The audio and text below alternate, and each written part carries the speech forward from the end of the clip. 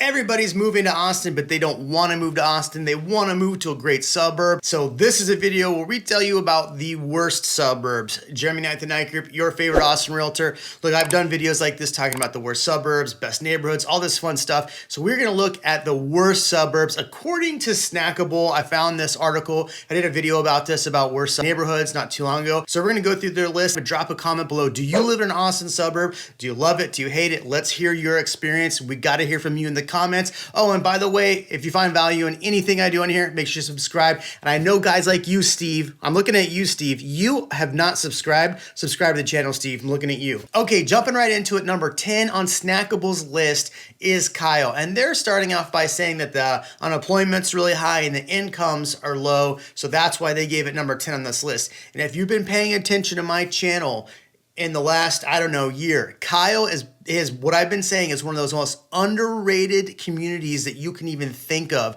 Because look, you're getting a manufacturing coming to Kyle. It's 30 minutes to downtown. It's in a great location. It's right off the I-35 corridor. And the I-35 corridor is one of the fastest booming metropolitan areas on the planet right now. So Kyle, next time they put out this list, I guarantee you Kyle is not on this list. Kyle should not be anywhere. Number 10, it should be way off this list. All right, number 9 on this list is Hutto. And if you've paid attention to my shorts, pun intended, my short content, I actually said that Hutto is trying to bring in a big company to actually facilitate and to be a supplier for what looks like Samsung. That information's out there now. But again, they're going off median income and unemployment. Look, Hutto's not that bad of an area. Now it is growing, it's getting bigger.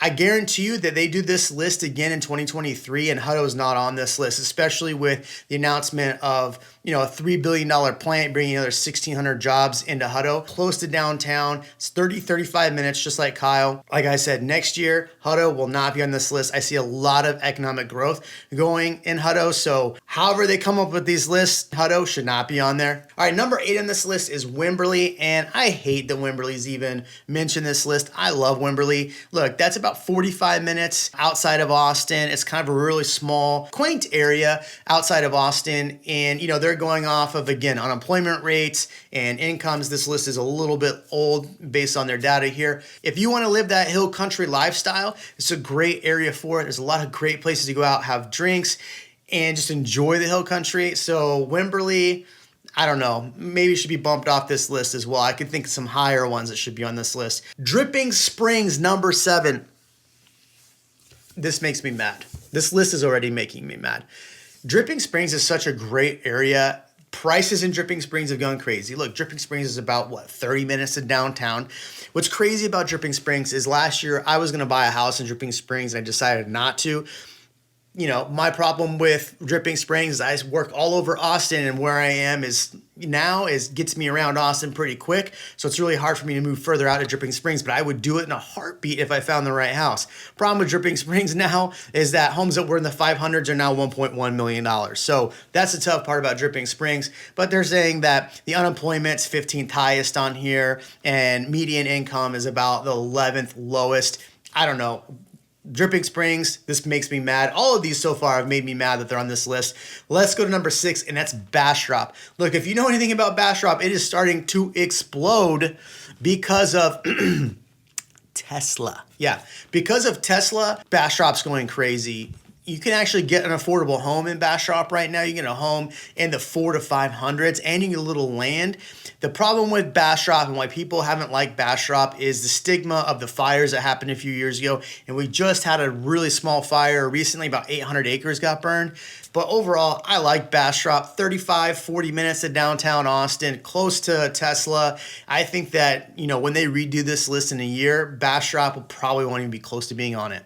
All right, number 5 on this list is Lockhart. If you remember, you follow the live streams, we actually had somebody come on that was talking about developing homes in Lockhart. Look, Lockhart to me, and when I think of Lockhart, there's a great shooting range out there and there's great barbecue out there. But according to this list, it's got the 18th highest unemployment and 3rd lowest incomes. If you go out to Lockhart, there's not that many big developments out there. And so the developer that's looking at Lockhart looks at that reason alone. So I could see why Lockhart might be on this list because there's just not a lot out there right now. But I think, again, all these suburbs outside of Austin that are growing, Lockhart has a lot of potential to grow. Would I pick one of the other ones that we talked about living in first? Yes, I'd probably go Dripping Springs #1. I'd probably go Kyle #2, and then Hutto and Wimberley in there as well. Although Wimberley, I like Wimberley. All right, so let's go to #4 on this list, and it's Manor. One issue that I've had with Manor is that the property taxes out there are pretty darn high. Presidential Meadow, Presidential Glen are pretty high. They're saying that this is the 7th highest unemployment, 7th lowest income. Look, Manor's a quick shot to downtown, like 15, 20 minutes. It's why people are looking out there. If it were me, I wouldn't put Manor on this list at all. I think Manor's one of those areas that's gonna see a huge development boom because of Samsung, because of Tesla, because of all the jobs coming in here, and prices on homes in this area that you could have got something for $230,000 not too long ago are now in the $500,000 range to $700,000 range, like Whisper Valley, that one I talked about a long time ago that a lot of you bought in and didn't use me to buy with. Yeah, that neighborhood is going crazy with prices. So Manor, I could see why they might put it on this list, but I would put it way lower on this list, like 8, 10. All right, #3 on this list, Elgin. You know, when I think of Elgin, it's outside of Austin. It's way kind of outside Hutto. I've driven through there. It's a really nice, beautiful downtown area, but that's about it. So what they're saying here is it's number 10th highest unemployment, 5th highest median income. I think Elgin should be on this list, and people might get mad at me for saying that, but there's just not a lot of development out there. If I were to go to Elgin during the day and maybe go to a bakery, barbecue, things like that, I could really see people going out to Elgin for that reason. But outside of that, I would probably pick Kyle over this. I'd probably, if I was looking for something affordable, Kyle, Manor over this, Hutto. Those are the areas I would pick over Elgin. So #3 on this list, I kind of agree with there. Okay, #2 is Taylor. This list is old. Taylor, hello. Anybody heard about Taylor recently? Samsung's bringing their $17 billion plant out there. Now, we've talked about Taylor on Real Migos. There's not a lot out there, and there's not a lot of big developments out there. So I could see why Taylor's on this list. I could see why it's this high on this list. Again, if I was going to pick an area outside of Austin, I might not pick Taylor for probably the same reasons I just said about Elgin.